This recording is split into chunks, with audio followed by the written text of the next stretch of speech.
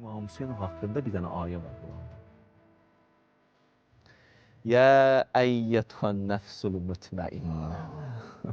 Buna bir adam üçün danışıram. Ya əyyətən nəfsul mutmainnə. Sən mütməinsən. Yəni yəqin həddindəsən. Yəni sən qiyaməti görürsən. Nəinki dünyanın axırına qədər görürsən, dünyanı vurmusan, qiyaməti görürsən.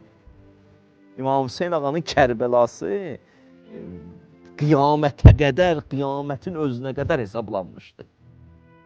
Ya əyyətən nəfsul mutmainnə, ay mutmain nəfs. İrci'i, qayıt gəl. Qayıt gəl. Qayıt gəl nədir? Qayıt budur ki, 4 dənə səfər var. Nəzəri İrfanda deyirlər də. 4-cü səfər də, 4 dənə səfər də budur. Düşürsən axırda, insanların əlindən tutursan, aparsan ifadəyə. Deyirlər, məsələn, minəl xəlq, iləl haqq. Xəlqdən haqqa. Gedirsən, oradan gəlirsən, sonra düşürsən ki, insanların əlindən tutub, aparıb çatdırasan Allaha. İmam Hüseyin ağa özü gedib çatmışdı o məqama. Gəlmişdi ki, bəşəriyyətin əlindən tutsun, aparsın, Allaha qovuşdursun. Allah İmam Hüseynə dedi ki, irci, qayıt, ci demədi, gəl demədi. İrci ilə ci'nin fərqi var. Ci budur ki, filan kəs deyən buradayım, gəl bura. İrci budur ki, buradaydın əvvəl, getmirsən ora, indi qayıt gəl bura.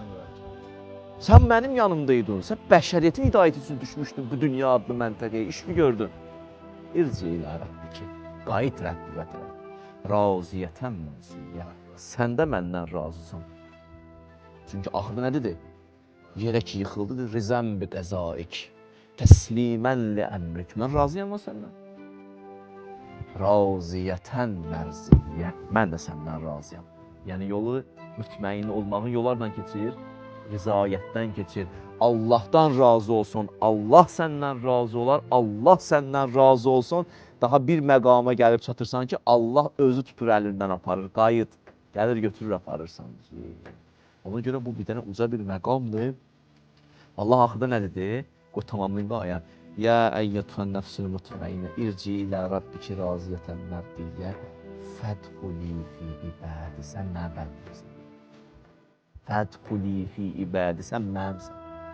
Elə ki mənimsən, fədxuli cənnəti. Buyur mənim cənnətimə gir. Sən mənə xas bir cənnət var, ora gir.